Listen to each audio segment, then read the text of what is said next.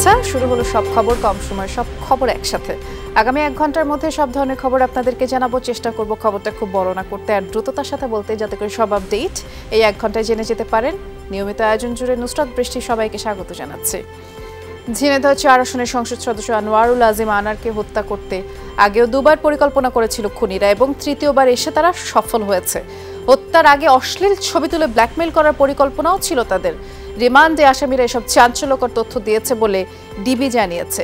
ব্রিফিংয়ে জানানো হয়, এমনকি নির্বাচনের আগেও খুনের পরিকল্পনা হয়েছিল। প্রথমে বাংলাদেশে খুনের চিন্তা থাকলেও পরে মাস্টার মাইন্ড আখতারুজ্জামান শাহীন গুলশানে বসে ভারতে হত্যার পরিকল্পনা করে। ঠিক কী কারণে আনারকে হত্যা করা হয়েছে তা এখনও নিশ্চিত নয় গোয়েন্দারা। তবে পূর্ব শত্রুতা, এলাকায় আধিপত্য বিস্তার, ব্যবসায়িক দ্বন্দ্ব এসব বিষয় মাথায় রেখেই তদন্ত চলছে। এই মামলা তদন্তে শিগগিরই ডিবি প্রধান হারুনুর রশিদের নেতৃত্বে গোয়েন্দাদের একটি দল ভারত যাবে।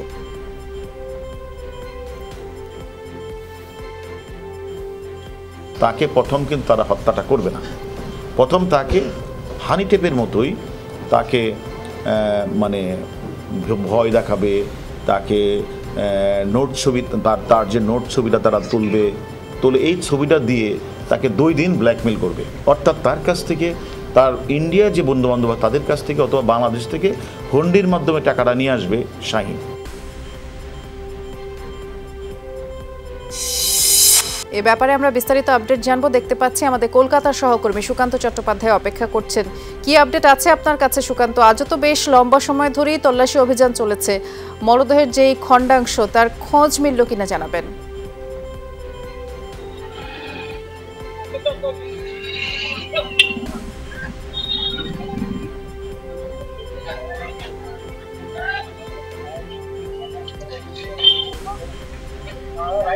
দেখুন, আজকে সকাল 9:30 থেকে কিন্তু এই তল্লাশি অভিযান শুরু হয় এবং 2 দফায় কিন্তু তল্লাশি অভিযান চলে। কলকাতা পুলিশের ডিজাস্টার ম্যানেজমেন্ট এবং যেটা রাজ্য সরকারের অর্থাৎ পশ্চিমবঙ্গ রাজ্য সরকারের যে ডিজাস্টার ম্যানেজমেন্টের ডুবুরি, তারাও কিন্তু শেষ বেলায় একবার পানির তলায় যায় এবং 2 জন ডুবুরি কিন্তু তদারকি করেন, নিচে জলের নিচে ক্যামেরা দিয়ে ছবি তোলেন, কিন্তু কোনো কিছুই কিন্তু তাদের ধরা পড়ে নাই এবং কিছু উদ্ধার হয় নাই। এখন বিষয় হচ্ছে আগামীকাল আবার তারা তল্লাশিতে নামবে কিনা সেটা এখনো পর্যন্ত সিআইডির তরফে জানানো হয়নি। তবে স্থানীয়দের যে দাবি যে এই নিক্ষেপ যবে 15-16 তারিখে নাগাদ হয়েছিল, তারপরে এইখানে যে দেহ টুকরোর যে জিনিস সেটা পাওয়া কিন্তু অসম্ভব। তার কারণ এই বহমান খালে কলকাতার নগরীর যে সমস্ত বজ্র এইখান থেকেই পাস হয় এই খালের মধ্যে দিয়ে। সুতরাং এখানে আর টিকে থাকা সম্ভব নয় সেই মাংসপিণ্ডের যে থলেতে ভরা। সুতরাং আগামীকাল আবার ঢাকা থেকে 3 যে ডিএমপির যে যারা আধিকারিক তারা আসছেন, তারা এখন এসে আবার নতুন করে কি তদন্ত করেন সেটাই কিন্তু চেয়ে আছে পশ্চিমবঙ্গের সিআইডি। তবে জিহাদকে জিজ্ঞাসাবাদ করার পরে সেই কিন্তু নির্দেশ করেছিলেন যে এইখানেই কিন্তু সে সেই প্লাস্টিক ভর্তি যে মাংস সেখানেই ফেলেছিল। শুনছিলাম, বিস্তারিত করে জানাচ্ছিলেন। ধন্যবাদ জানাচ্ছি সুকান্ত। ঘূর্ণিঝড় রেমাল আগামীকাল মধ্যরাতে খেপুপাড়া ও ভারতের সাগর আইল্যান্ড থেকে অতিক্রম করবে এবং সবশেষ ব্রিফিংয়ে আবহাওয়া অফিস থেকেই সমুদ্র বন্দরগুলোকে 3 নম্বর সতর্ক সংকেত দেখাতে বলা হয়েছে। উপকূলের সব জেলায় এই ঝড়ের প্রভাব পড়বে বলে আবহাওয়া অফিস জানিয়েছে। সময় বৃষ্টি ও ঝড়ো হাওয়া বয়ে যেতে পারে। ঝড়ের সময় বাতাসের গতিবেগ 110 থেকে 130 কিলোমিটার পর্যন্ত হতে পারে এবং 24 ঘন্টায় 300 থেকে 350 মিলিমিটার বৃষ্টিপাত হতে পারে। সারা দেশে কম বেশি বৃষ্টি হবে, তবে বরিশাল আর নোয়াখালীর দিকেই বৃষ্টিপাত বেশি হবে। আর এ সময় স্বাভাবিকের চেয়ে অতিরিক্ত উচ্চতায় জলোচ্ছ্বাসের শঙ্কা আছে, তাই সাগরের সকল নৌযানকে নিরাপদে তীরে ফিরতে বলা হয়েছে। আজ সন্ধ্যা 6টা থেকে রাত 9টার মধ্যে নিম্নচাপটি ঘূর্ণিঝড়ের রূপ নিতে পারে। এর বাতাসের গতিবেগ 110 থেকে 120 কিলোমিটার, এটা থাকবে র্যান্ডম গতিবেগ। আর এটা দমকা অথবা জোরো হাওয়ার আকারে 130 কিলোমিটার পর্যন্ত বৃদ্ধি পাবে। ডিভাস্টেশন হবেই যে সমস্ত এলাকার উপর দিয়ে এই ঝড়টি অতিক্রম করবে। আমাদের সহকর্মীরা আমাদেরকে আপডেট জানাবে এই সংক্রান্ত। দেখতে পাচ্ছি আমাদের সাতক্ষীরার সহকর্মী আকরামুল ইসলাম অপেক্ষা করছেন। আকরাম, আগে আমাদেরকে জানাবেন জেলায় আবহাওয়া পরিস্থিতি আপনি কেমন দেখছেন এবং ঘূর্ণিঝড়ের ক্ষতি এড়াতে যে ধরনের পদক্ষেপ নিতে বলা হয়েছে প্রশাসনের পক্ষ থেকে সেগুলো নেওয়া হয়েছে কিনা?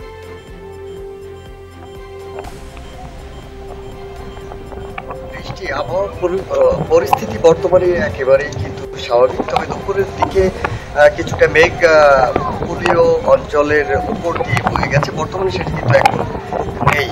আর প্রশাসনের পক্ষ থেকে ক্ষয়ক্ষতি এড়াতে যে সকল প্রস্তুতির মধ্যে তারা দুর্যোগ ব্যবস্থাপনা কমিটির একটি মিটিং করেছে, সেখানে উপকূলীয় অঞ্চলের মানুষদের সচেতন করতে প্রচার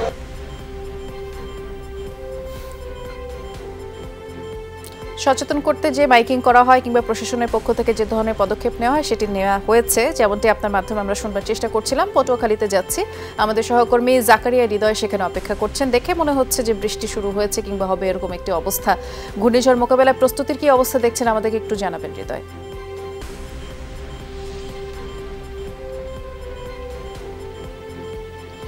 বৃষ্টি দিনভর আতঙ্কের পর সকাল থেকে যখন 1 নম্বর সংকেত চলেছিল, তারপর দুপুরে পর যখন 3 নম্বর সংকেত জারি করা হয়, তারপর কিন্তু মানুষের ভিতরে একটা অজানা আতঙ্ক বিরাজ করে। কিন্তু দিনভর যে তাপদাহ ছিল, সেই তাপদাহের পর অবশেষে পটুয়াখালীতে বৃষ্টি দেখা মিলল। কিন্তু বৃষ্টি অনেকক্ষণ ধরে, প্রায় আধা ঘন্টা ধরে বৃষ্টি হলো, তাপমাত্রা কিন্তু আসলে তেমন একটি কমেনি। আর এখনকার যে আবহাওয়া, এই যে বৃষ্টি বা যে সতর্ক সংকেত, এটির সাথে আসলে এই এলাকার মানুষের কেমন জানে মানে ওতপ্রোতভাবে জড়িয়ে গেছে। এটিকে আসলে তারা ওইভাবে কর্ণপাত করতে আসে না। আর জেলা প্রশাসনের পক্ষ থেকে যে ধরনের দুর্যোগ মোকাবেলা, যে ধরনের প্রস্তুতি নেওয়া হয়েছে, সেগুলো হচ্ছে সাইক্লোন সেন্টার, আশ্রয় কেন্দ্র, মুজিব কেল্লা। কিন্তু এই এলাকার মানুষ আসলে যতক্ষণ পর্যন্ত না ঘরের কিনার পর্যন্ত পানি না আসে, জলোচ্ছ্বাস না আসে, ততক্ষণ পর্যন্ত আসলে তারা সাইক্লোন সেন্টারে যেতে চায় না। সেক্ষেত্রে একটি পজিটিভ যে ভালো যে বিষয়, সেটি হলো যে এখন ভাটা চলতেছে। রাত 1টা নাগাদ এই অঞ্চলে জোয়ার আসবে। রাত 1টা নাগাদ জোয়ার আসলে যদি সতর্ক সংকেত যদি আরো বেশি জারি করা হয়, সেক্ষেত্রে হয়তো বা জলোচ্ছ্বাসের মধ্যরাত্রি জলোচ্ছ্বাস হওয়ার একটা সম্ভাবনা আছে। আর সকাল থেকে পটুয়াখালীর যেভাবে আবহাওয়া ছিল রৌদ্রোজ্জ্বল, এখন কিন্তু এই অঞ্চলে কিন্তু আকাশ কিন্তু মেঘাচ্ছন্ন দেখা যাচ্ছে। বৃষ্টি শুনছিলাম, ধন্যবাদ জানাচ্ছি আপনাকে হৃদয়।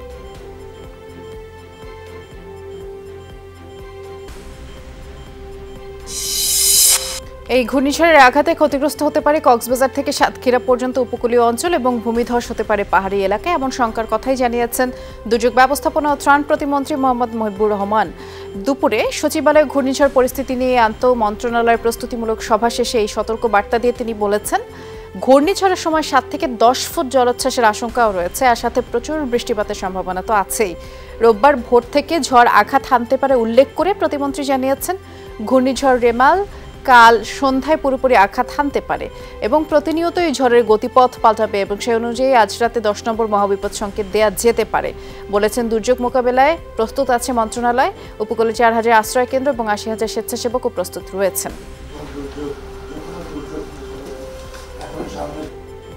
দুর্যোগ মোকাবেলার জন্য যে পর্যাপ্ত খাবার, টিন এবং সরঞ্জাম সেখানে বিদ্যমান রয়েছে। প্রায় 80,000 যে স্বেচ্ছাসেবক আমরা বাংলাদেশের আমরা প্রস্তুত রেখেছি। এছাড়া এই ঘূর্ণিঝড়টা আমরা সাতক্ষীরা থেকে চিটাগাং কক্সবাজার পর্যন্ত পুরো এলাকা কম বেশি অ্যাফেক্টেড হইতে পারে। সেখানে 7 থেকে 10 ফুট পর্যন্ত পানি হওয়ার সম্ভাবনা রয়েছে। ঘূর্ণিঝড় রেমালের সতর্কতা থাকলেও গরম কমেনি। টানা তাপপ্রবাহে জীবনযাত্রা ব্যাহত এবং চুয়াডাঙ্গায় গতকালের চেয়ে তাপমাত্রা আরও বেড়েছে। আজ রেকর্ড হয়েছে 41.5 ডিগ্রি সেলসিয়াস। টানা 5 দিন ধরেই মাঝারি থেকে তীব্র তাপপ্রবাহ বয়ে যাচ্ছে। আর গরমে এই তীব্রতা আশপাশের জেলাগুলো সহ সারা দেশেই রয়েছে। বাতাসে আর্দ্রতার পরিমাণ বেশি, ভ্যাপসা গরম অনুভূত হচ্ছে। দিনের পাশাপাশি রাতের তাপমাত্রাও বাড়ছে। গরমে অতিষ্ঠ জনজীবন, শ্রমজীবীদের কষ্ট সবচেয়ে বেশি। এই গরমে ছায়ায় বসে থাকতে হচ্ছে, দম নিয়ে আবার যাইতে হচ্ছে ভাড়া মারতে, ছোটাছুটি করতে হচ্ছে পেটের ভাতের জন্য। ভাবসা গরমে আমাদের শরীর তো ক্লান্ত হয়ে যায়, আমাদের খুব কষ্ট হয়। বঙ্গবন্ধুকে হত্যার পর ধর্মীয় উন্মাদনা সৃষ্টি করে বাংলাদেশকে বিপথে নেয়ার চেষ্টা হয়েছিল, যা এখনো অব্যাহত আছে। শুভ বুদ্ধ পূর্ণিমা উপলক্ষে দুপুরে গণভবনে বৌদ্ধ সম্প্রদায়ের ধর্মীয় গুরু ও গণ্যমান্য ব্যক্তিদের সাথে শুভেচ্ছা বিনিময় করেন প্রধানমন্ত্রী শেখ হাসিনা। এ সময় তিনি বলেছেন, ধর্ম বর্ণ নির্বিশেষে মানব কল্যাণে সরকার কাজ করছে। আগামী দিনে উন্নত সমৃদ্ধ দেশ গড়ার লক্ষ্য নিয়ে কাজ চলছে বলেও প্রধানমন্ত্রী জানিয়েছেন। এ সময় বৌদ্ধ সম্প্রদায়ের পক্ষ থেকে নানামুখী উন্নয়নের জন্য প্রধানমন্ত্রীকে ধন্যবাদ জানান ধর্মীয় নেতারা। বাংলাদেশের যে অগ্রযাত্রা সেটাও ব্যাহত হয়েছিল, যাও আমরা দেখেছি যে কিভাবে মানে একটা ধর্মীয় উন্মাদনা সৃষ্টি করে বাংলাদেশকে বিপথে নেওয়ার চেষ্টা করা হয়েছিল। রামুতে যখন আমরা জানি যে বিএনপি জামাত যে অগ্নিসন্ত্রাস যখন শুরু করলো, রামুতে সেই বৌদ্ধ সম্পূর্ণ পুড়িয়ে দিল। আমি নিজে সেখানে গেছি, দেখেছি এবং তারপর সেটা নতুনভাবে তৈরি করে দিয়েছে। জাতীয় কবি কাজী নজরুল ইসলামের ১২৫তম জন্মবার্ষিকীতে তার সমাধিতে শ্রদ্ধা জানিয়েছেন নানা শ্রেণী পেশার মানুষ। আওয়ামী লীগ সাধারণ সম্পাদক এ সময় বলেছেন, সাম্প্রদায়িক বিষবৃক্ষ উৎপাটনে সরকার বরাবরই তৎপর। জানিয়েছেন, মামলা বা জেলে নেওয়া হচ্ছে তাদেরই যারা অপরাধী। আর বিএনপির সিনিয়র যুগ্ম মহাসচিব বলছেন, গণতন্ত্র ফেরাতে বিদ্রোহী কবি তাদের প্রেরণা। এদিকে নজরুলের জন্মদিনে জাতীয় ছুটি ঘোষণার দাবি জানিয়েছে কবি পরিবার। কাজী নজরুল ইসলাম আমাদের জাতীয় কবি, তার জন্মদিবসে ছুটির ঘোষণা করা হোক, সেটা এখনো হয়নি। আমরা তাকে মানবতার কবি বলি। তিনি কোনো সম্প্রদায়ের কবি ছিলেন না, তিনি সকল সম্প্রদায়কে তিনি সমান চোখে দেখতেন। সব সময়ে তিনি একজন প্রাসঙ্গিক ব্যক্তি, আর এই প্রাসঙ্গিকতার কারণেই আমরা নজরুলকে ধারণ করি। প্রতিটি ক্ষণ, প্রতিটি মুহূর্ত নজরুল আমাদেরকে উদ্বুদ্ধ করছে প্রতিবাদের জন্য। বিএনপি বা কোনো দলের ব্যাপারে আমরা নির্বাচনের পর নতুন করে আমরা কোনো চিন্তাভাবনা করিনি। সরকার জাতিকে প্রভু রাষ্ট্রের শৃঙ্খলে বন্দী রাখতে চায় বলে মন্তব্য করেছেন বিএনপির সিনিয়র যুগ্ম মহাসচিব রুহুল কবির রিজভী। সকালে জাতীয় প্রেস ক্লাবে অ্যাসোসিয়েশন অব ইঞ্জিনিয়ার্স বাংলাদেশ অ্যাবের লুটপাট, অব্যবস্থাপনা ও সঠিক পরিকল্পনার অভাবে যাত্রাপথে দুর্ঘটনার মৃত্যুর ভয়াবহতা ও জনদুর্ভোগ শীর্ষক আলোচনায় যোগ দিয়ে এমন মন্তব্য করে তিনি বলেছেন, ভারতের পেরেকে তক্তপোষে বসা সরকার যে কোনো মুহূর্তেই উল্টে যাবে। অতিরিক্ত ঋণ নির্ভর করে ক্ষমতাসীনরা দেশকে ভিক্ষুক রাষ্ট্রে পরিণত করছে এবং ক্ষমতাসীনদের আত্মীয় স্বজনরাই লুটপাটের সাথে জড়িত বলে দাবি করেন রিজভী। বলেছেন, নির্বাচনকে জাদুঘরে পাঠিয়ে দেওয়া হয়েছে বলেই আনারদের মতো দুর্বৃত্তরা এমপি হবার সুযোগ পেয়েছে এবং আইজিপির অ্যাকাউন্ট ফ্রিজকে আই ওয়াশ আখ্যা দেন রিজভী।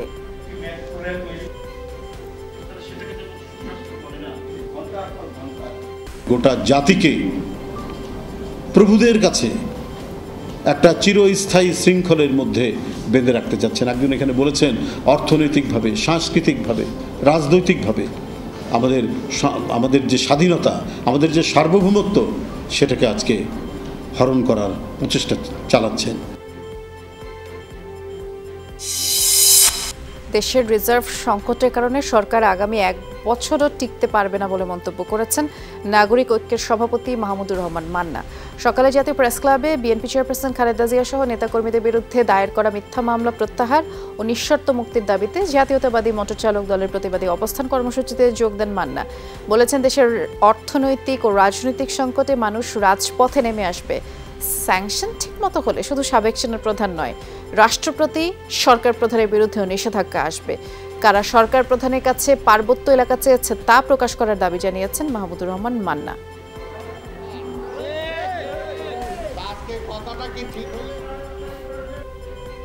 এখন বাংলাদেশের রিজার্ভের এই পরিমাণ ধরেন খুব যদি টেনে টেনে যেতে থাকে 1 বছর বাংলাদেশ সরকারের রাজকোষে কিছু টাকা থাকবে, তারপরে হুড়মুড় করে এই সরকার ভেঙে যেতে বাধ্য।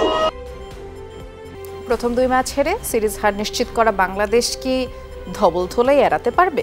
যুক্তরাষ্ট্রের বিপক্ষের কঠিন এই সমীকরণ মেলাতে হিউস্টনে বাংলাদেশ সময় রাত 9টায় আজ মুখোমুখি হবে 2 দল। যদিও এই ম্যাচের আগের দিনও অনুশীলন করেনি পুরো দল। সাকিব শান্তরা হোটেলে বিশ্রামে ছিলেন এবং মাঠে এসেছিলেন কেবল হাতুরু সিংহের 8 শিষ্য। শেষ ম্যাচেও তাই তো একাদশে পরিবর্তন আসতে পারে। প্রথম ম্যাচে 5 উইকেট আর দ্বিতীয় ম্যাচে 6 রানে হারে বাংলাদেশ। টপ অর্ডারে অফ ফর্মে দল ভুগছে, আর তাই তো এই ম্যাচে ওপেনিংয়ে পরিবর্তন দেখা যেতে পারে। যুক্তরাষ্ট্রের বিপক্ষের এই ম্যাচের পরও বিশ্বকাপের আগে আরও একটি প্রস্তুতি ম্যাচ রয়েছে টাইগারদের।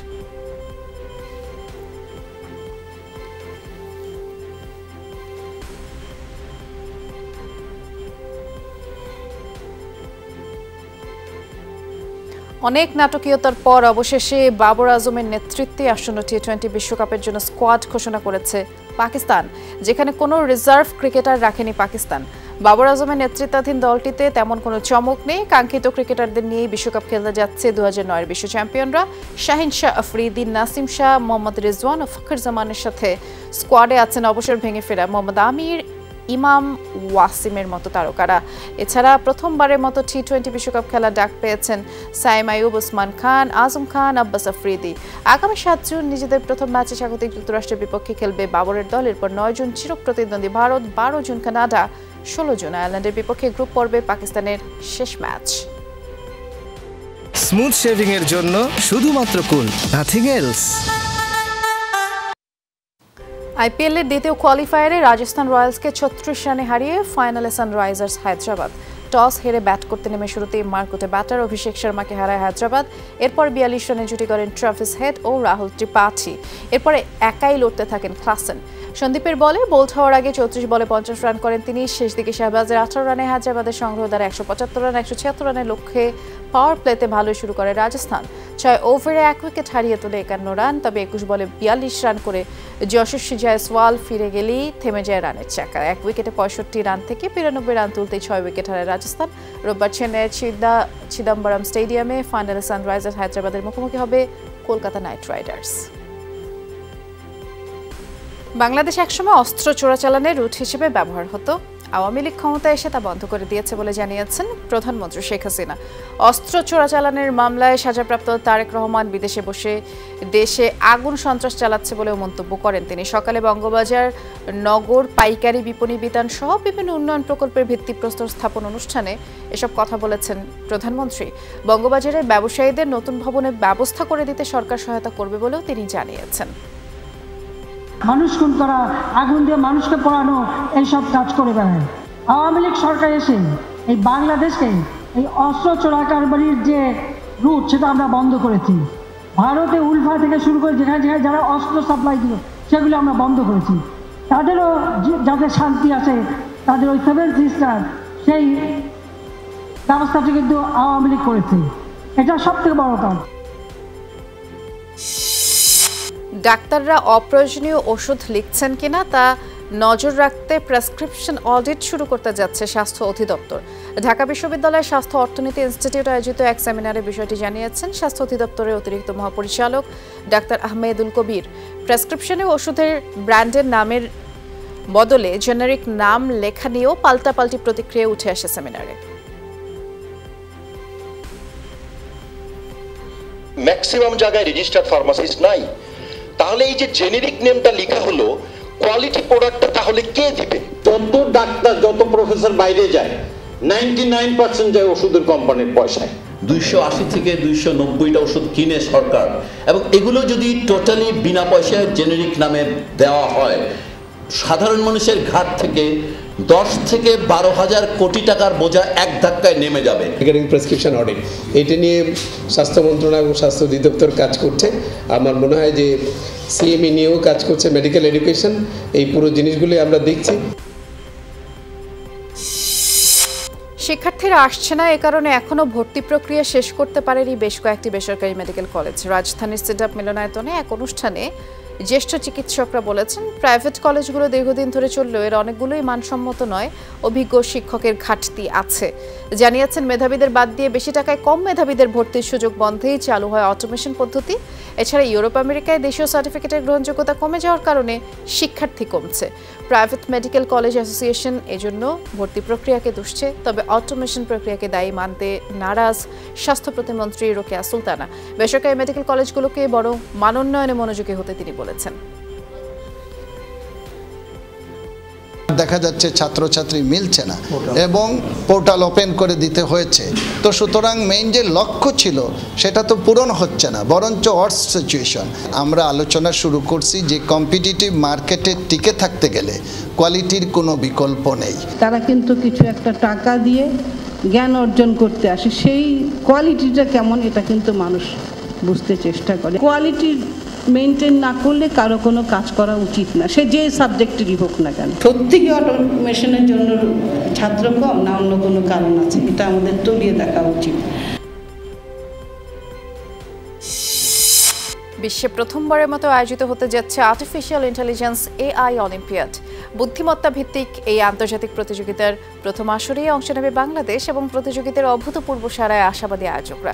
বলেছেন, শিক্ষা, স্বাস্থ্য, কৃষি, অপরাধ নিয়ন্ত্রণ থেকে শুরু করে রাষ্ট্রের নীতি নির্ধারণেও গুরুত্বপূর্ণ ভূমিকা রাখতে পারে আর্টিফিশিয়াল ইন্টেলিজেন্স। আর তাই এখন থেকেই এআই বিশেষজ্ঞ তৈরিতে গুরুত্ব দিতে হবে সরকারকে। করতে পারতেছি মেশিন অথবা কম্পিউটার, সেগুলা আমাদের থেকে হয়তো আরো ভালো করতে পারবে। সত্যি কথা বলতে this is the future, so I want to do any type of work that would be seminal. Impactful একটা প্রজেক্ট যেটা হচ্ছে এআই এর উপর বেস করা, যেটা হচ্ছে কি আমাদের ডে টু ডে লাইফে ইউজ হতে পারে। 5G টেকনোলজি, আইওটি টেকনোলজি এবং তার সাথে এআই, সেক্ষেত্রে আপনার বিজনেসকে বা আপনার অর্গানাইজেশনকে অন্য একটা লেভেলে নিয়ে যাওয়ার সম্ভাবনা রাখে। রাফায় হামলা বন্ধে আন্তর্জাতিক বিচার আদালত আইসিজের নির্দেশের পরও ইসরায়েলি আগ্রাসন কমেনি। শুক্রবারও সবুরা শরণার্থী ক্যাম্পে দফায় দফায় হামলা চালানো হয় এবং যুদ্ধ বিমান থেকে মিসাইল ছোড়া হয়। এই হামলার তীব্রতায় ঘটনাস্থলে পৌঁছাতেই পারেনি উদ্ধারকারী দলগুলো এবং বেসামরিক বিভিন্ন স্থাপনাগুলোই টার্গেট ছিল। পাশাপাশি ট্যাঙ্ক থেকেও গোলা ছোড়া হয়। একই দিন নুসাইরাত ক্যাম্পে চালানো হামলায় 4 ফিলিস্তিনির প্রাণও গেছে। শুক্রবার রাফায় অভিযান বন্ধে ইসরায়েলকে নির্দেশ দেন আইসিজে। উপত্যকায় পর্যাপ্ত ত্রাণ প্রবেশ নিশ্চিতে রাফা সীমান্ত ক্রসিং খুলে দিতেও নির্দেশ দেওয়া হয়। রাফায় লক্ষ্য অর্জনে আইসিজের নির্দেশ উপেক্ষা করবে ইসরায়েল। হামাসকে নির্মূলে সর্বাত্মক অভিযান চালিয়ে যাবে, সরাসরি জানিয়েছেন দেশটির বেশ কয়েকজন গুরুত্বপূর্ণ মন্ত্রী। গাজায় অভিযানকে প্রয়োজনীয় যুদ্ধ বলেও আখ্যা দেন যুদ্ধকালীন মন্ত্রিসভার সদস্য বেনি গান্টস। বলেছেন, বন্দীদের ফিরিয়ে আনতে অভিযান চালিয়ে যাওয়া জরুরি। হামাসকে জবাব দেওয়ার একমাত্র মাধ্যম এখন রাফার নিয়ন্ত্রণ নেয়া, এমন মন্তব্য কট্টর ডানপন্থী ও জাতীয় নিরাপত্তা বিষয়ক মন্ত্রী বেন গভির। আর আন্তর্জাতিক অপরাধ আদালতের বিরুদ্ধে ইহুদি বিদ্বেষী পদক্ষেপের অভিযোগ উঠেছে। আইসিজের রায়ের পর প্রথম প্রতিক্রিয়া জানান ইসরায়েলের অর্থমন্ত্রী বেজালেল স্মোট্রিচ। বলেছেন, আইসিজের রায় কেবল তেল আবিব নয়, সমগ্র ইহুদি জাতির বিরুদ্ধে দেওয়া হয়েছে। আর জিম্মিদের উদ্ধারের লক্ষ্যে রাফায় অভিযান চালিয়ে যাওয়ার হুঁশিয়ারিও দিয়েছেন তিনি। ইতালির পার্লামেন্ট থেকে টাঙানো হলো ফিলিস্তিনের পতাকা। দেশটির সাবেক এক এমপি এই ঘটনা ঘটিয়েছেন। মোবাইল ক্যামেরায় ধারণকৃত দৃশ্যে দেখা যায় রোমে পার্লামেন্ট ভবনে নিম্নকক্ষের জানালা টপকে কার্নিশে নেমে যান সাবেক এমপি স্টেফানো আপুজ্জো। হেঁটে হেঁটে ব্যালকনিতে চলে যান, সেখান থেকে নিজেই ফিলিস্তিনের পতাকা ঝুলিয়ে দেন, যেমনটি আপনারা স্ক্রিনে দেখতে পাচ্ছেন। এবং এখানেই শেষ নয়, ব্যালকনি থেকে চিৎকার করে ক্ষোভ ছাড়েন। বলেন, গণহত্যায় ইতালিয়ান অস্ত্রের যথেষ্ট ব্যবহার হয়েছে, 35,000 মৃত্যু হয়েছে গাজায়। আল জাজিরা প্যালেস্টাইনের এক্স অ্যাকাউন্টে এই ভিডিওটি পোস্ট করা হয়েছে, যা রীতিমতো সামাজিক যোগাযোগ মাধ্যমে সাড়া ফেলেছে। উয়েফা চ্যাম্পিয়ন্স লিগের ফাইনালের আগেই দুঃসংবাদ রিয়াল মাদ্রিদ শিবিরে। ইনজুরিতে পড়েছেন দলটির ফরাসি মিডফিল্ডার ওহেলিয়া চুয়ামেনি। পায়ের পাতার হাড়ে চিট ধরেছে এই মিডফিল্ডারের, যে কারণে আসন্ন ফাইনাল ম্যাচে রিয়াল এই তারকাকে পাচ্ছে না। বায়ার্ন মিউনিখের বিপক্ষে মে মাসের শুরুতে ইউসিএল সেমিফাইনালের দ্বিতীয় লেগে চোট পেয়েছিলেন চুয়ামেনি, যে কারণে এরপর থেকে 24 বছর বয়সী মিডফিল্ডার মাঠের বাইরে আছেন। ফাইনালেও যে খেলা হচ্ছে না বিষয়টি নিশ্চিত করেছেন রিয়াল কোচ কার্লো আনচেলোত্তি। তারকা মিডফিল্ডারের ইনজুরিতে কেবল রিয়ালই ক্ষতিগ্রস্ত হয়নি, একই সমস্যায় ভুগতে হতে পারে ফ্রান্স জাতীয় দলকেও, কারণ তাকে রেখেই গত সপ্তাহে ইউরোর 25 সদস্যের দল ঘোষণা করেছিল ফরাসিরা। আমাদের ঢাকায় মাটির নিচে মেট্রো রেল চলবে। স্বপ্ন জয়ের এই যাত্রায় দিন রাত কর্মযজ্ঞ চলছে। চলতি বছরের শেষ নাগাদ নদ্দা এলাকায় শুরু হবে প্রথম ভূগর্ভস্থ মেট্রো স্টেশন নির্মাণের কাজ। রেলওয়ের সাথে ভূমি অধিগ্রহণ নিয়ে জটিলতা কাটলেও নতুন করে আপত্তি জানিয়েছে পুলিশ। রাজারবাগ ও এয়ারপোর্টের সামনের পাতাল মেট্রো রেল স্টেশনে ওঠানামার সিঁড়ি এবং ভেন্টিলেশন ডাক্ট নির্মাণে নিজেদের জায়গা ছাড়তে রাজি নয় সংস্থাটি। এই বিষয়টি চিঠি দিয়েও তারা জানিয়েছে। তবে এ বিষয়ে ক্যামেরায় কথা না বললেও আলোচনা চলছে বলেই সংস্থাটি জানিয়েছে। পুলিশ বলতেছে ওদের এখানে প্যারেড গ্রাউন্ড আছে, জায়গা সংকুচিত হয়ে গেছে, এখানে মুক্তিযুদ্ধের কবর আছে। তারা সিনিয়র স্বরাষ্ট্র সচিবের নিকট একটা পত্র দিয়েছে যে এই জায়গা তাদের পক্ষে দেওয়া সম্ভব না। আমরা বলছি আমাদের নেসেসারি জায়গাটা মুক্তিযুদ্ধের কবর আমরা জায়গায় রেখেও পাশে করতে বলছি, অথবা যদি বলে মুক্তিযুদ্ধের যে কবর আছে সেটা আমরা শিফট করে দেবো, সেটা যে কোনো প্রস্তাবে আমরা রাজি আছি। রাজনৈতিক আনুকূল্যে অর্থবিত্তের মালিক বনে যাচ্ছে কেউ কেউ, তারা অর্থও পাচার করছেন, কিন্তু তাদের সম্পর্কে প্রয়োজনীয় তথ্য নেই বাংলাদেশ ব্যাংকে। ছায়া সংসদ বিতর্ক অনুষ্ঠানে এমন উদ্বেগজনক তথ্য তুলে ধরেন সাবেক অর্থ উপদেষ্টা অধ্যাপক ওয়াহিদুদ্দিন মাহমুদ। অর্থনৈতিক সুরক্ষায় 10 দফা সুপারিশ তুলে ধরেন debate for democracy chairman Hasan Ahmed Chowdhury কিরণ।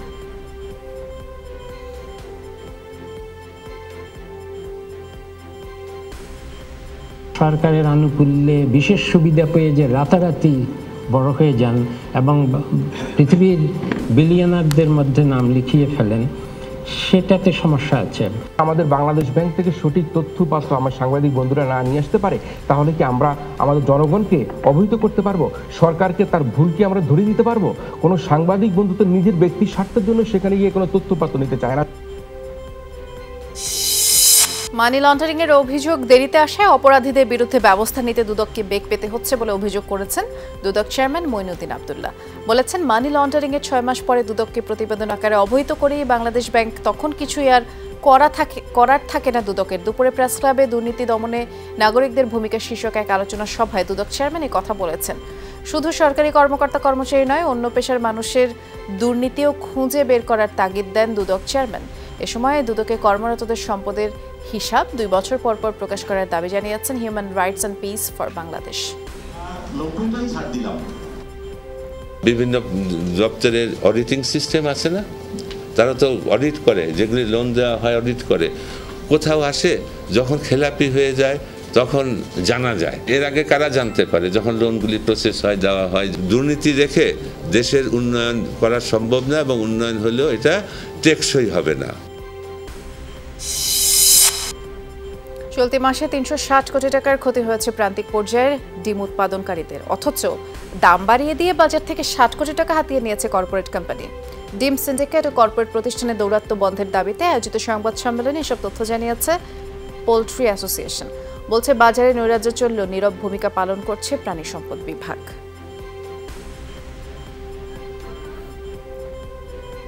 বড় বড় কর্পোরেট গ্রুপগুলো হাজার হাজার কোটি টাকা ঋণ দিচ্ছে, কিন্তু আমরা প্রান্তিক খামারিরা সরকারের ঘোষণা থাকা সত্ত্বেও কোন ব্যাংক থেকে 1টি টাকা আমাদেরকে ঋণ দেওয়া হয় না।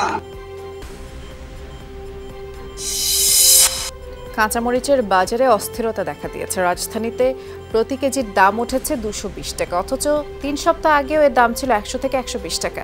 এই পরিস্থিতিতে ভারত থেকে আমদানি শুরু করেছেন ব্যবসায়ীরা। প্রতি কেজিতে খরচ হচ্ছে 90 টাকা।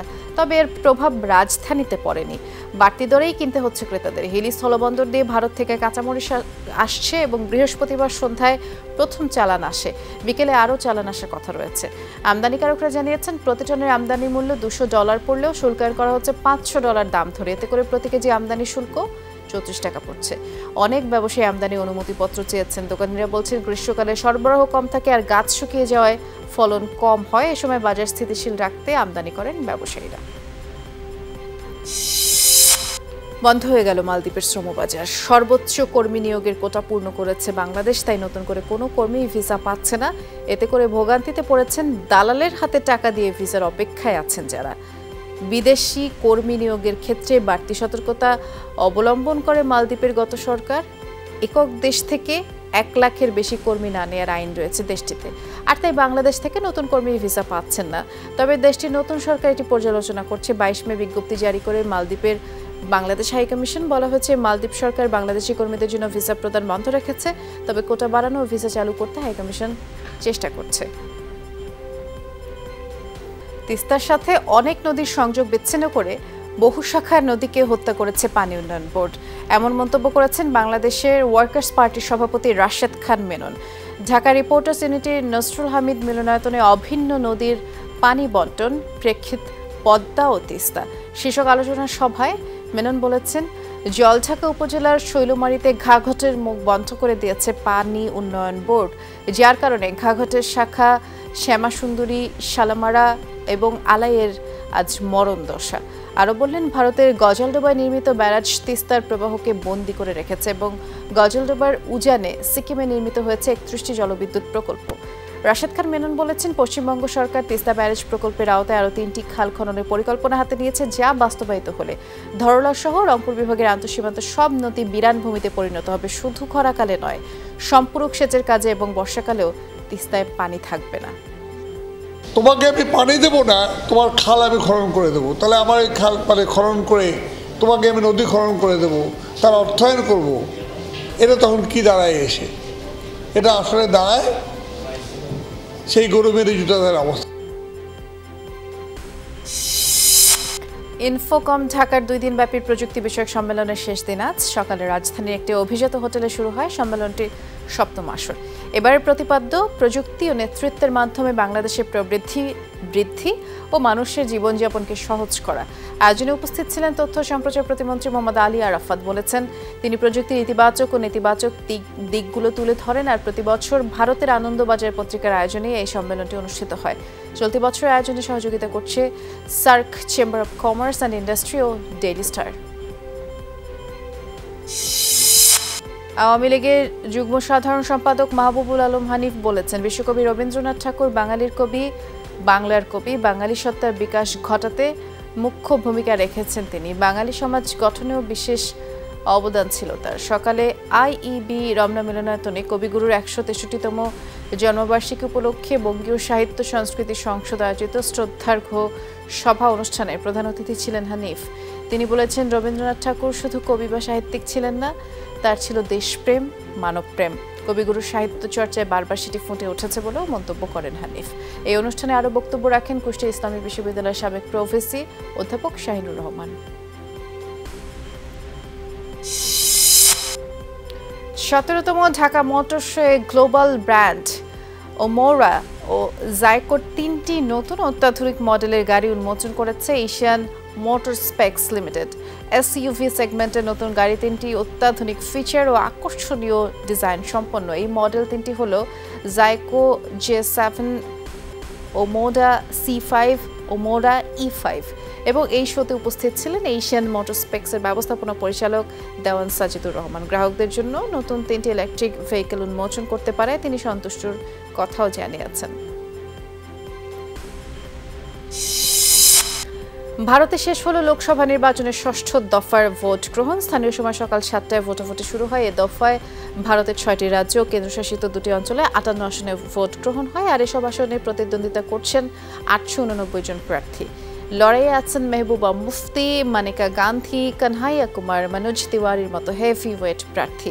সকালে নয়াদিল্লিতে ভোট দেন কংগ্রেস নেতা রাহুল গান্ধী ও সোনিয়া গান্ধী। ভারতের 7 দফার লোকসভা নির্বাচন 19 এপ্রিল শুরু হয়। একজন 7ম ধাপের ভোট গ্রহণ শেষে 4 জন ফলাফল প্রকাশিত হবে। সংঘাত কবলিত এলাকায় ত্রাণ কর্মীদের উপর সহিংসতা বন্ধে প্রস্তাব পাশ হলো জাতিসংঘের নিরাপত্তা পরিষদে। শুক্রবার এই ইস্যুতে নিরাপত্তা পরিষদে ভোটাভুটি হয়। অস্থায়ী সদস্য সুইজারল্যান্ড উত্থাপন করে এই প্রস্তাবটি। রেজলিউশনের পক্ষে ভোট দিয়েছে পরিষদের 14 সদস্য। শুধু ভোট দেওয়া থেকে বিরত ছিল স্থায়ী সদস্য রাশিয়া। খসড়ায় স্বেচ্ছাসেবীদের উপরে হামলা বন্ধের পাশাপাশি উল্লেখ ছিল যুদ্ধ বিধ্বস্ত অঞ্চলগুলোতে মানবিক সহায়তার অবাধ প্রবেশ নিশ্চিতের বিষয়টিও। কেবল গাজা নয়, ইউক্রেন, সুদান সহ বিবদমান বিভিন্ন অঞ্চলে মানবাধিকার সহায়তা ত্রাণকর্মীদের উপরে যে অমানবিক বিধিনিষেধ ও সহিংসতা চালানো হয় তা বন্ধেই এই পদক্ষেপ বলে জানিয়েছেন পরিষদের সদস্যরা। আসলে আজকে সব খবরের সব আপডেট সাথে থাকার জন্য ধন্যবাদ। নিরাপদে থাকবেন।